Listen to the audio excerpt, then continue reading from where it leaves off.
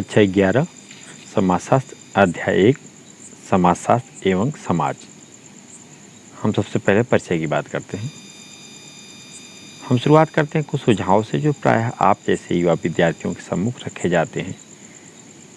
एक सुझाव प्रायः दिया जाता है कि मेहनत से पढ़ाई करोगे तो जीवन में सफलता पाओगे। दूसरा सुझाव यह होता है कि यदि आप इस विषय अथवा विषयों के समूह की पढ़ाई करेंगे तो भविष्य में अच्छी नौकरी मिलने की ज़्यादा संभावना रहेगी। तीसरा सुझाव इस प्रकार हो सकता है कि किसी लड़के के लिए यह विषय ज़्यादा उपयुक्त नहीं दिखता, अथवा एक लड़की के तौर पर क्या आपके विषयों का चुनाव व्यवहारिक है। चौथा सुझाव, आपके परिवार को आपकी नौकरी की शीघ्र आवश्यकता है तो ऐसा व्यवसाय न चुनें जिसमें बहुत ज़्यादा समय लगता हो, अथवा आपको अपने परिवार व्यवसाय में कार्य करना है तो आप इस विषय को पढ़ने की इच्छा क्यों रखते हैं।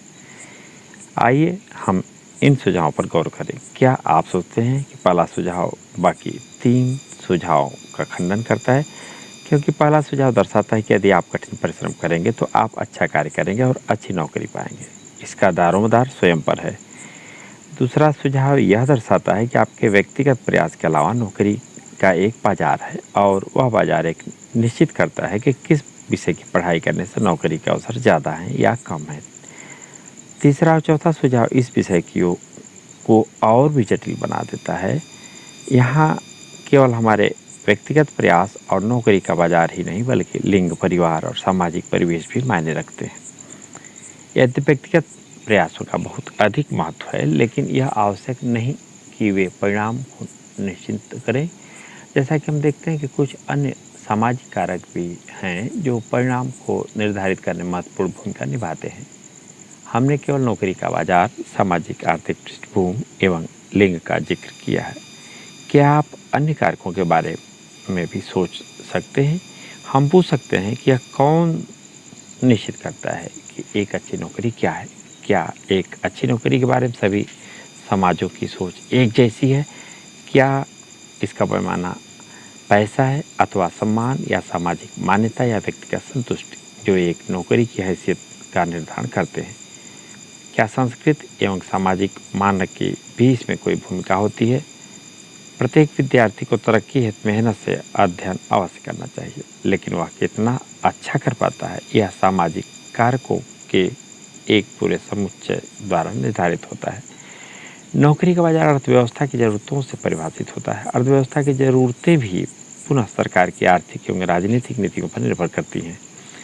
किसी विद्यार्थी की नौकरी के अवसर इस विशिष्ट राजनीतिक आर्थिक आंकड़ों के साथ साथ उसके परिवार की सामाजिक पृष्ठभूमि से भी प्रभावित होते हैं।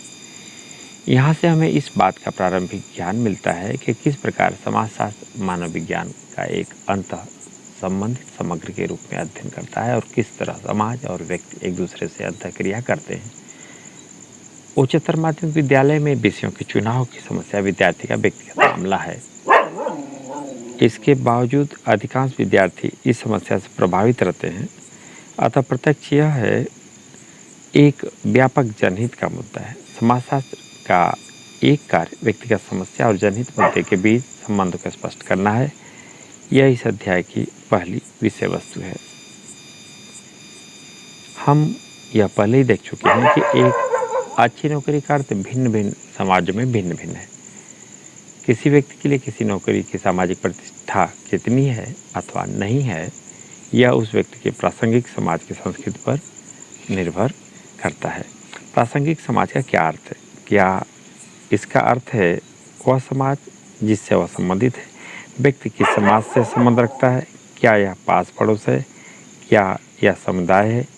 क्या यह जाति या जनजाति है? क्या यह उसके माता पिता का व्यापारिक दायरा है? क्या यह राष्ट्र है? इस प्रकार इस अध्याय का दूसरा बिंदु यह है कि वर्तमान समय में व्यक्ति कैसे एक से अधिक समाजों से जुड़ा हुआ है और समाज कैसे असमान होते हैं।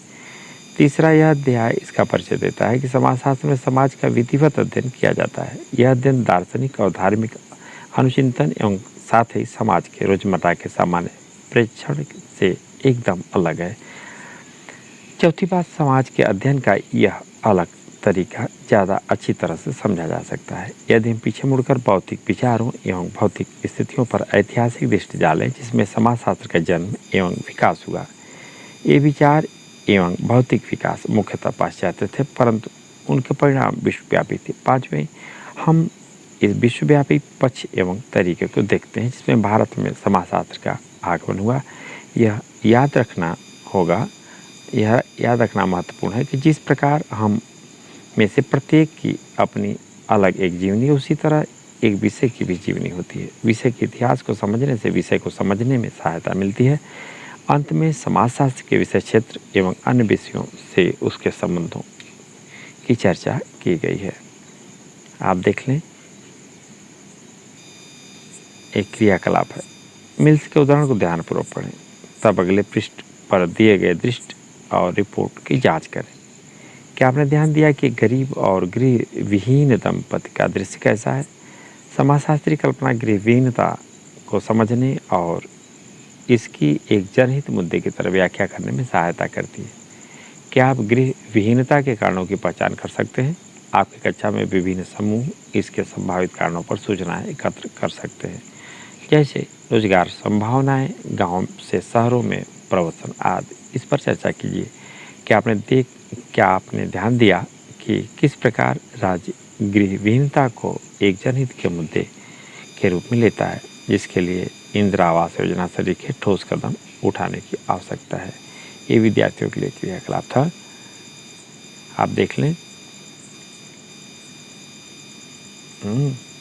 समाजशास्त्री कल्पनाएं, व्यक्तिगत समस्याएं एवं जनहित के मुद्दे। हमने अपनी शुरुआत को सुझावों के एक समुच्चय के साथ की थी, जिसने हमारा ध्यान इस ओर आकर्षित किया कि व्यक्ति और समाज एक।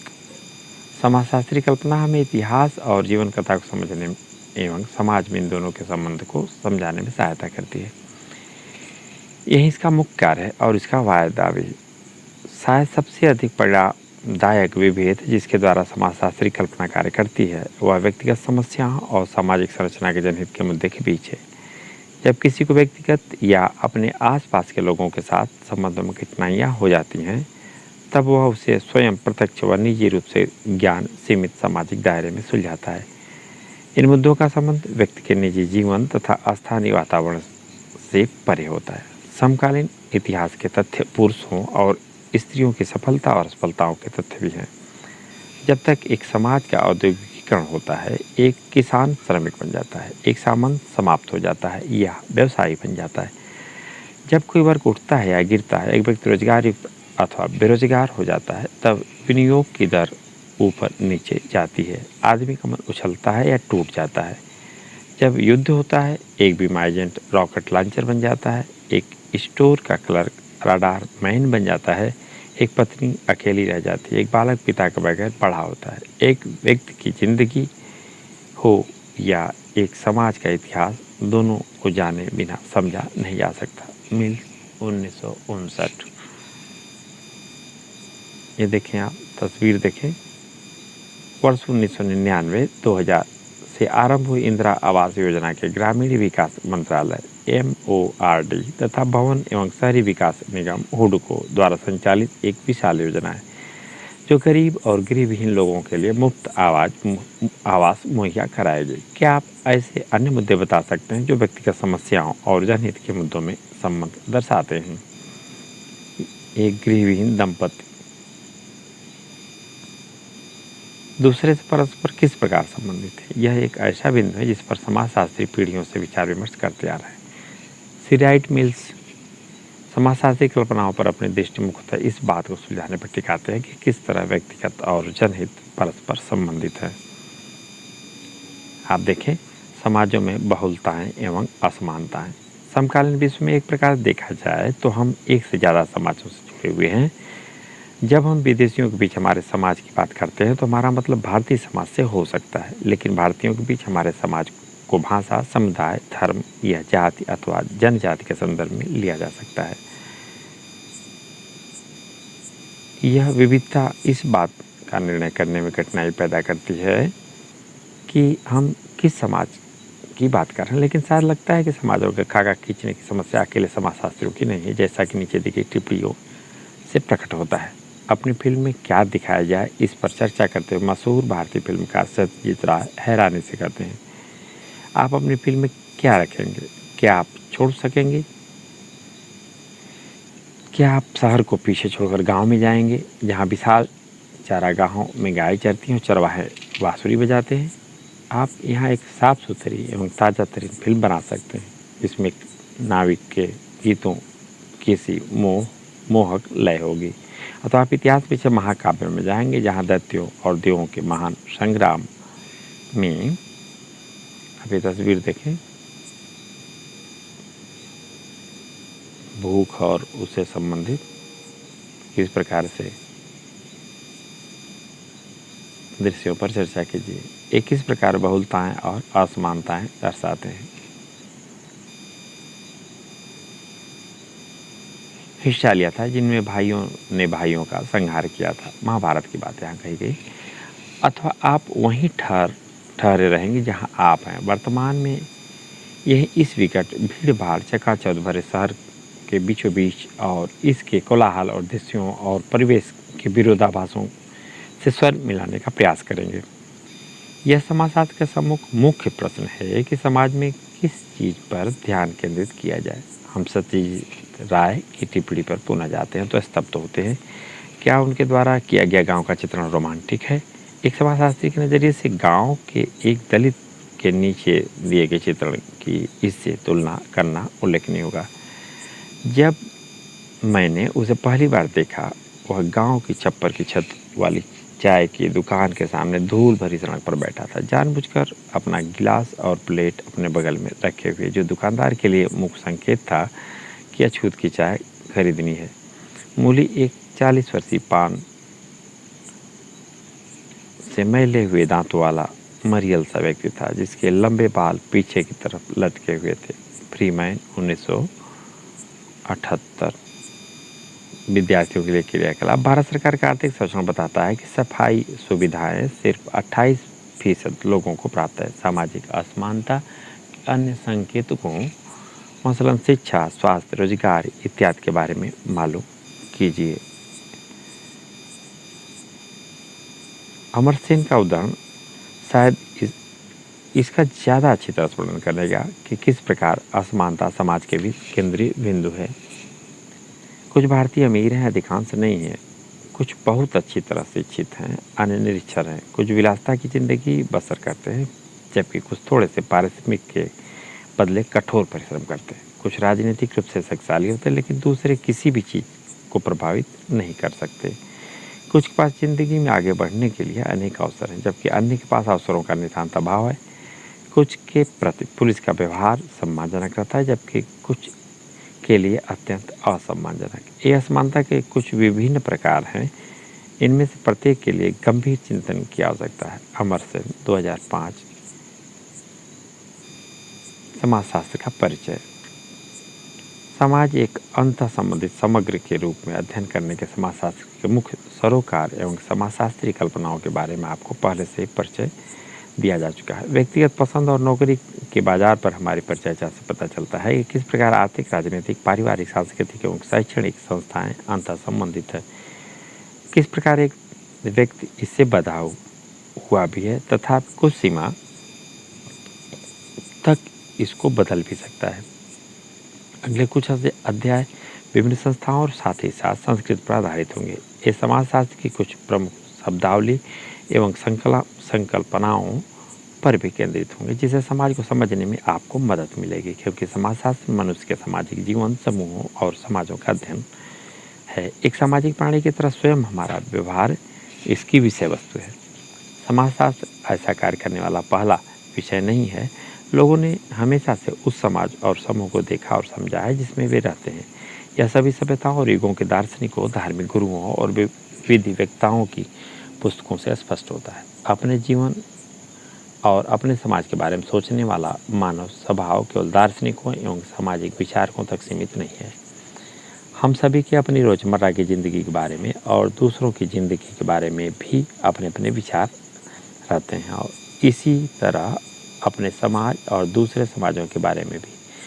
ये रोजाना की हमारी धारणाएं और हमारी सामान्य बौद्धिक समझ ही है जिसके अनुसार हम अपना जीवन जीते हैं। तो भी एक विषय के रूप में समाजशास्त्र का एक समाज के बारे में प्रेक्षण एवं विचार दार्शनिक अनुचिंतनों एवं सामान्य बौद्धिक समझ से हटकर है। मानव व्यवहार में क्या नैतिक है और क्या अनैतिक रहन सहन के वांछित तरीकों एवं एक अच्छे समाज में दार्शनिक तथा धार्मिक विचार अक्सर निरीक्षण करते रहते हैं। समाजशास्त्र का सरोकार भी मानकों एवं मूल्यों के प्रति है, लेकिन इसकी मुख्य दृष्टि इस मानकों एवं मूल्यों से परे उन उद्देश्यों पर है जिनका लोगों को अनुसरण करना चाहिए। इसका सरोकार उस तरीके से है जिसके तहत वे वास्तविक समाजों में कार्य करते हैं। अध्याय 3 में आप देखेंगे किस प्रकार धर्म का समाजशास्त्र ईश्वर मीमांसीय अध्ययन से अलग है।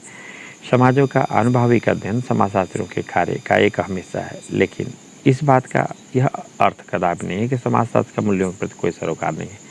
इसका तात्पर्य केवल यह है कि जब एक समाजशास्त्री एक समाज का अध्ययन करता है तब वह जानकारियाँ इकट्ठा करने और प्रेषण करने को उत्सुक होता है, चाहे वह उसकी निजी पसंद के प्रतिकूल हो। इसको स्पष्ट करने के लिए पीटर बर्जर एक असामान्य लेकिन प्रभावकारी तुलना पेश करते हैं। किसी राजनीतिक या सैनिक संघर्ष में विरोधी पक्ष के जासूसी तंत्र द्वारा इस्तेमाल की गई सूचनाओं को हथियाना काफ़ी फायदेमंद होता है, लेकिन इसका कारण यही है कि एक सफल जासूसी तंत्र की सूचनाएं पूर्वाग्रहों से मुक्त होती हैं। यदि कोई जासूस अपनी रिपोर्टिंग अपने अधिकारियों की विचारधारा एवं महत्वाकांक्षाओं को ध्यान में रखकर करता है तो उसकी रिपोर्ट न सिर्फ अपने पक्ष के लिए अनुपयोगी होंगी बल्कि विरोधी पक्ष के लिए भी, यदि वह उसे हथियाना चाहे। एक समाजशास्त्री भी काफ़ी मायने में ऐसा ही एक जासूस है। उसका काम है किसी भी निश्चित क्षेत्र में अधिक से अधिक शुद्ध रिपोर्ट तैयार करना, जितना कि वह कर सकता है। क्या इसका यह अर्थ निकलता है कि समाजशास्त्री की अपने अध्ययन के उद्देश्यों के बारे में जानने अथवा उस काम के प्रति जिसके लिए समाजशास्त्री जानकारियाँ जुटाई जा रही है कोई सामाजिक जिम्मेदारी नहीं है? उसकी जिम्मेदारी भी उतनी ही है जितनी समाज के एक नागरिक की होती है। लेकिन यह पूछताछ समाजशास्त्री पूछताछ नहीं है। यह तो एक जीव विज्ञानी के जैविकी ज्ञान की तरह है जिसका उपयोग या तो स्वस्थ करने के लिए या खत्म करने के लिए किया जा सकता है, लेकिन इसका यह अर्थ नहीं है कि जीव विज्ञानी उस जिम्मेदारी से मुक्त है जिसके लिए वह कार्य कर रहा है। परंतु यह एक जैविकी प्रश्न नहीं है। समाजशास्त्र अपने आरंभिक काल से ही स्वयं को विज्ञान की तरह समझता है। समाजशास्त्र प्रचलित सामान्य बौद्धिक प्रेक्षणों या दार्शनिक अनुचिंतनों या ईश्वरवादी व्याख्यानों से हटकर वैज्ञानिक कार्यविधियों से बंधा हुआ है। इसका अर्थ है कि जिन कथनों पर समाजशास्त्री पहुंचता है वह कथन साक्ष्यों के निश्चित नियमों के प्रेक्षणों द्वारा प्राप्त किए हुए होने चाहिए ताकि दूसरे व्यक्ति उनकी जांच कर सकें या उनकी जानकारियों के विकास में उन्हें दोहरा सकें। समाजशास्त्र प्राकृतिक विज्ञान तथा मानव विज्ञान के अंतर पर और परिणात्मक तथा गुणात्मक अनुसंधानों के अंतर पर पर्याप्त बहस हो चुकी है। हमें यहाँ इस विवाद में नहीं पड़ना है, लेकिन यहाँ तो बात प्रासंगिक है। वह यह है कि समाजशास्त्र को अपने प्रेक्षणों और विश्लेषणों में कुछ निश्चित नियमों का पालन करना होता है ताकि दूसरों के द्वारा उसकी जांच की जा सके। अगले खंड में हम समाजशास्त्री ज्ञान और सामान्य बौद्धिक ज्ञान की तुलना करने जा रहे हैं, जो एक बार फिर इस बात पर बल देता है कि समाजशास्त्र जिस तरह से समाज का प्रेक्षण करता है उसमें पद्धतियों की भूमिका, प्रक्रियाएं और नियमों का कितना महत्व है। इस पास पुस्तक का 5वां अध्याय आपको बताएगा कि समाजशास्त्री क्या करते हैं और वे किस तरह समाज का अध्ययन करते हैं। समाजशास्त्र और सामान्य बौद्धिक ज्ञान के बीच के अंतरों का विस्तृत वर्णन समाजशास्त्री उपागम एवं पद्धति के बारे में एक स्पष्ट विचार देने में सहायता करेगा। समाजशास्त्र सामान्य बौद्धिक ज्ञान हम देख चुके हैं किस तरह समाजशास्त्री ज्ञान ईश्वरीय मीमांसीय और दार्शनिक प्रेक्षणों से अलग है। इसी प्रकार समाजशास्त्र सामान्य बौद्धिक प्रेक्षणों से अलग है। सामान्य बौद्धिक वर्णन सामान्यतः उन पर आधारित होते हैं जिन्हें हम प्रकृतिवादी और या व्यक्तिवादी वर्णन कर सकते हैं। व्यवहार का एक प्रकृतिवादी वर्णन इस मान्यता पर निर्भर करता है कि एक व्यक्ति व्यवहार के प्राकृतिक कारणों की पहचान कर सकता है। विद्यार्थियों के लिए क्रियाकलाप गरीबी का एक उदाहरण नीचे दिया गया है और हमने गृहविहीन व्यक्तियों वाली अपनी चर्चा में भी इस बात का हल्का सा उल्लेख किया है। आप इन मुद्दों के बारे में सोचें कि प्रकृतिवादी और समाजशास्त्री तरीके से कैसे वर्णित किए जा सकते हैं। आगे देखें आप, समाजशास्त्र सामान्य बौद्धिक प्रेक्षणों एवं विचारों तथा साथ ही साथ दार्शनिक विचारों दोनों से अलग है। यह हमेशा या सामान्यतः भी चमत्कारिक परिणाम नहीं देता, लेकिन अर्थपूर्ण और असंदिग्ध संपर्कों तक केवल सामान्य संपर्कों की छानबीन द्वारा पहुंचा जा सकता है। समाजशास्त्री ज्ञान में बहुत अधिक प्रगति हुई है। ज़्यादा प्रगति तो सामान्य रूप से हुई, परंतु कभी कभार नाटकीय उद्भवों से भी प्रगति हुई है। समाजशास्त्र में संकल्पनाओं, पद्धतियों और आंकड़ों का एक पूरा तंत्र है। इससे कोई फर्क नहीं पड़ता है कि यह किस तरह संयोजित है। यह सामान्य बौद्धिक ज्ञान से प्रतिस्पर्धित नहीं किया जा सकता। सामान्य बौद्धिक ज्ञान अपरावर्तनीय। आप देखें, गरीबी प्रकृतिवादी समाजशास्त्री दोनों कैसे इसकी। लोग गरीब इसलिए हैं क्योंकि वे काम से जी चुराते हैं, समस्याग्रस्त परिवारों से आते हैं, परिवार का उचित बजट बनाने में अयोग्य हैं, बुद्धिमत्ता की कमी है एवं कार्य के लिए स्थानांतरण से डरते हैं। समाजशास्त्री समकालीन गरीबीकरण वर्ग समाज में असमानता की संरचना है और वे लोग इससे ज़्यादा प्रभावित होते हैं जिनकी कार्य की अनियमितता, दीर्घकालिक एवं मजदूरी कम है। असंदिग्ध संपर्क। बहुत से समाजों में, जिसमें भारत के बहुत सारे भाग भी शामिल हैं, उत्तराधिकार और वंशानुक्रम की रेखा पिता से पुत्र को जाती है। इसे पितृवंशी व्यवस्था के रूप में जाना जाता है। इसे ध्यान में रखते हुए औरतों को संपत्ति में अधिकार मिलने की प्रवृत्ति अत्यधिक क्षीण है। भारत सरकार ने कारगिल युद्ध के बाद निर्णय किया कि भारतीय सैनिकों की मृत्यु पर मिलने वाली क्षतिपूर्ति की धनराशि उनकी विधवाओं को मिलनी चाहिए। निश्चित रूप से सरकार इस फैसले के अवांछनीय परिणामों का पूर्वानुमान नहीं लगाया। इस कारण बहुत से विधवाओं को अपने देवरों, पति के भाइयों के साथ शादी करने के लिए मजबूर किया गया। कुछ मामलों में वह देवर बाद में पति अल्पवयस्क था, जबकि भाभी बाद में पत्नी युवती थी। यह इस बात को निश्चित करने के लिए होता था कि क्षतिपूर्ति की धनराशि मृतक के परिवार में ही रहे। क्या आप इस तरह के अवांछनीय परिणाम वाले किसी अन्य सामाजिक कार्य अथवा ऐसे ही किसी शासकीय फैसले के बारे में सोच सकते हैं?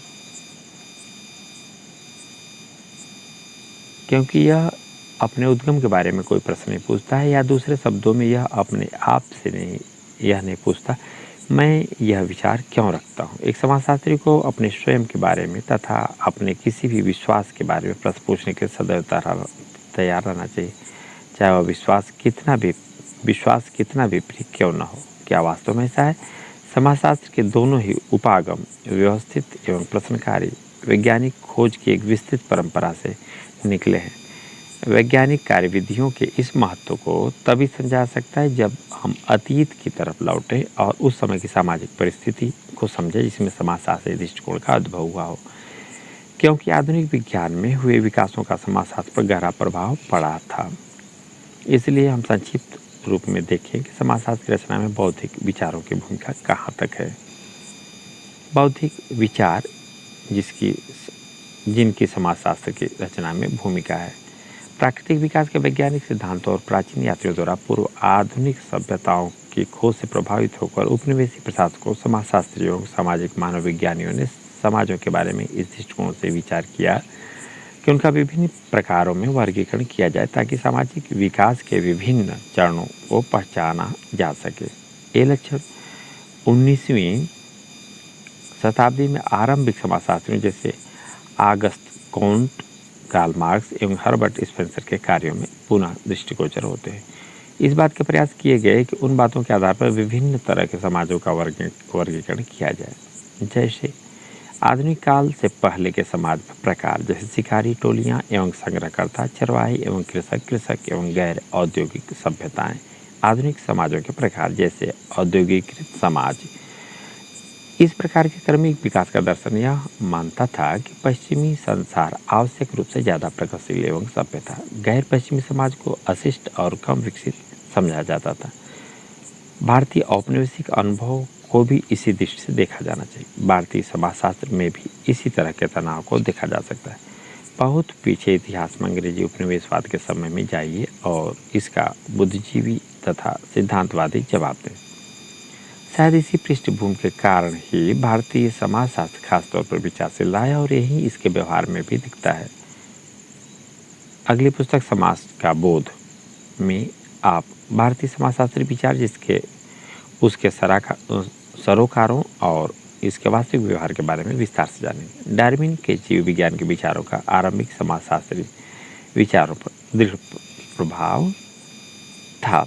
समाज की प्राय जीवित जैववाद से तुलना की जाती थी और इसके क्रमबद्ध विकास को चरणों में तलाशने के प्रयास किए जाते थे जिनकी जैविकी जीवन से तुलना की जा सकती थी।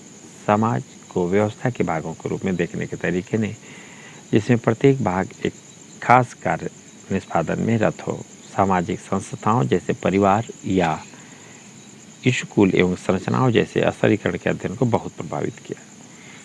इसकी चर्चा हमने यहाँ इसलिए की है क्योंकि उन बौद्धिक विचारों का जिनकी समाजशास्त्र की रचना में महत्वपूर्ण भूमिका है, इससे गहरा संबंध है। किस प्रकार समाजशास्त्र आनुभविक वास्तविकता का अध्ययन करता है।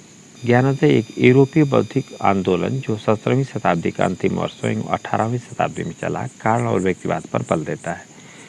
उस वक्त वैज्ञानिक जानकारी भी अत्यंत उन्नत अवस्था में थी और साथ ही एक बढ़ता दृढ़ विश्वास यह भी था कि प्राकृतिक विज्ञानों की पद्धतियों द्वारा अमानवीय पहलुओं का अध्ययन किया जा सकता है और करना भी चाहिए।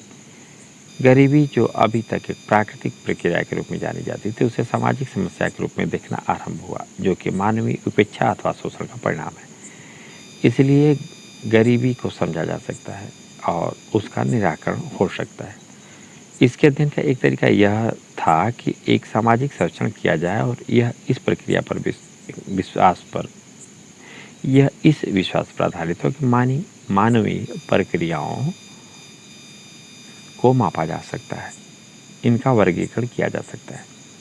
सामाजिक सर्वेक्षण के बारे में भी चर्चा 5वें अध्याय में की जाएगी। प्रारंभिक आधुनिक काल के विचारक इस बात से सहमत थे ज्ञान में वृद्धि से सभी सामाजिक बुराइयों का समाधान संभव है। जैसे फ्रांसीसी विद्वान आगस्त कोंट 1789-1857 जिनको कि समाजशास्त्र का संस्थापक समझा जाता है, का विश्वास था कि समाजशास्त्र मानव कल्याण में योगदान करेगा।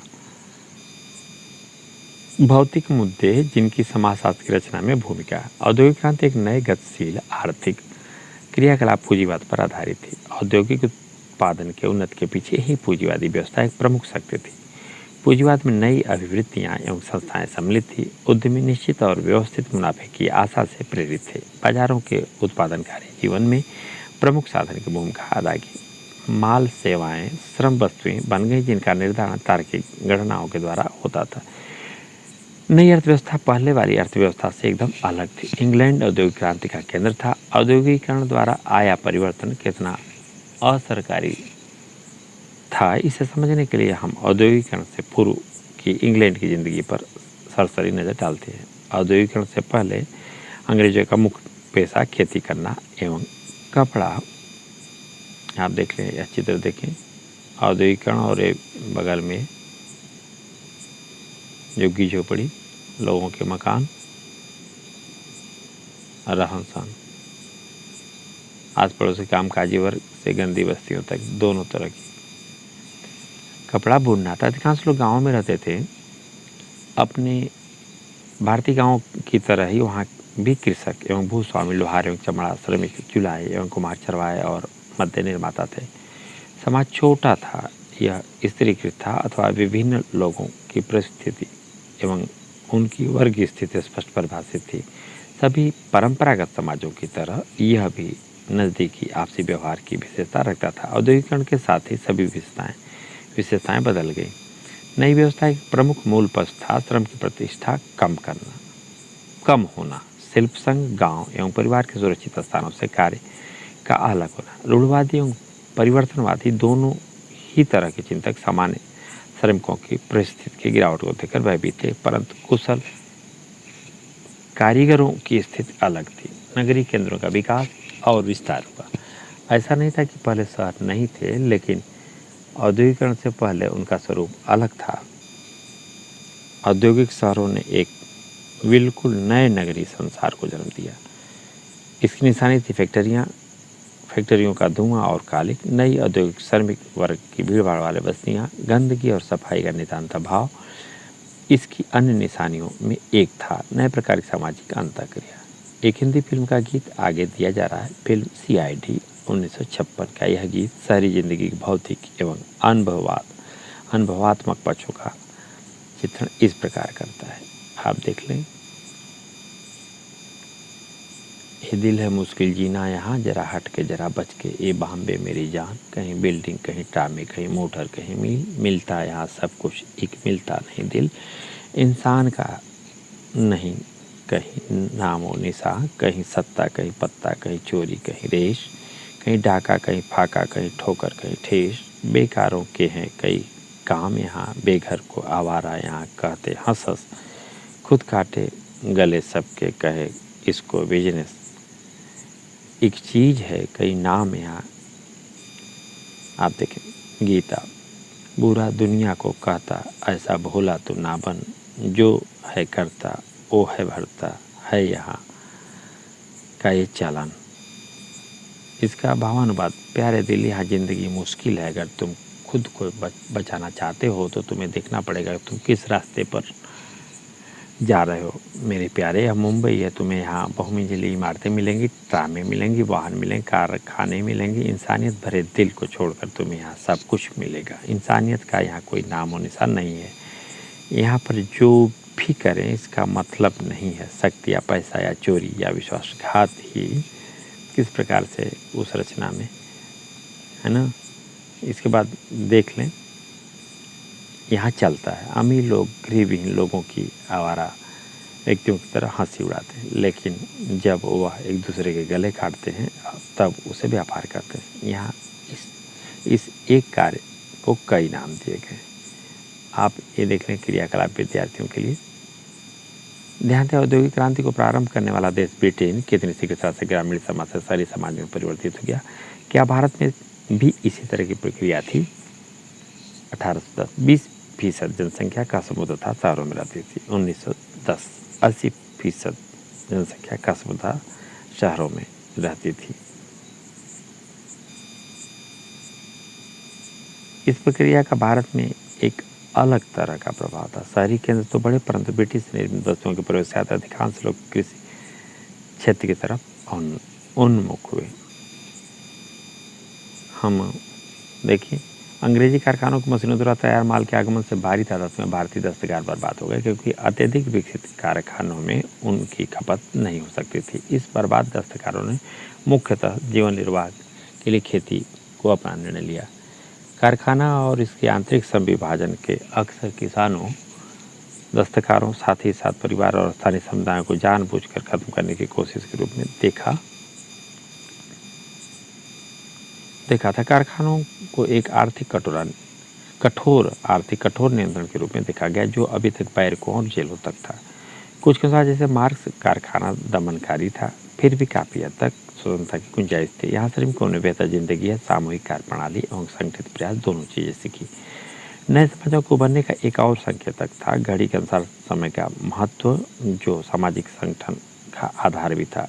इसका एक महत्वपूर्ण पक्ष वह तरीका था जिसके अनुसार 18वीं और 19वीं शताब्दी में खेतिहर और औद्योगिक मजदूरों की बढ़ती संख्या ने तेजी से घड़ी और कैलेंडर के अनुसार अपने को डालना शुरू किया, जो आधुनिक समय से पूर्व के काम के तरीके से एकदम भिन्न था। औद्योगिक पूंजीवाद के विकास में पहले काम की लय दिन के उजाले और जितोड़ परिश्रम के बीच आराम तथा सामाजिक कर्तव्यों के आधार पर तय होती थी। कारखानों के उत्पादन से श्रम को समकालिक बना दिया। इस समय की पाबंदी, एक तरह की स्थिर रफ्तार कार्य करने के निश्चित घंटे और हफ्ते के दिन निर्धारित हो गए। इसके अलावा घड़ी ने कार्य करने की अनिवार्यता पैदा कर दी। नियोक्ता और कर्मचारी क्रियाकलाप। मालूम कीजिए कि किसी परंपरागत गांव, कारखाने और कॉल सेंटर में कार्य किस प्रकार नियोजित किया जाता है। नियोक्ता और कर्मचारी दोनों के लिए समय अब धन है, यह व्यतीत नहीं होता बल्कि खर्च होता है। क्रियाकलाप। मालूम कीजिए किस प्रकार औद्योगिक पूंजीवाद ने गांव और शहरों में भारतीय जनजीवन को बदल डाला। ये समाजशास्त्र एवं समाज चैप्टर 1 का पहला भाग यहीं पर पूर्ण होता है और दूसरा भाग और अंतिम यहीं से प्रारंभ इसके बाद प्रारंभ होगा।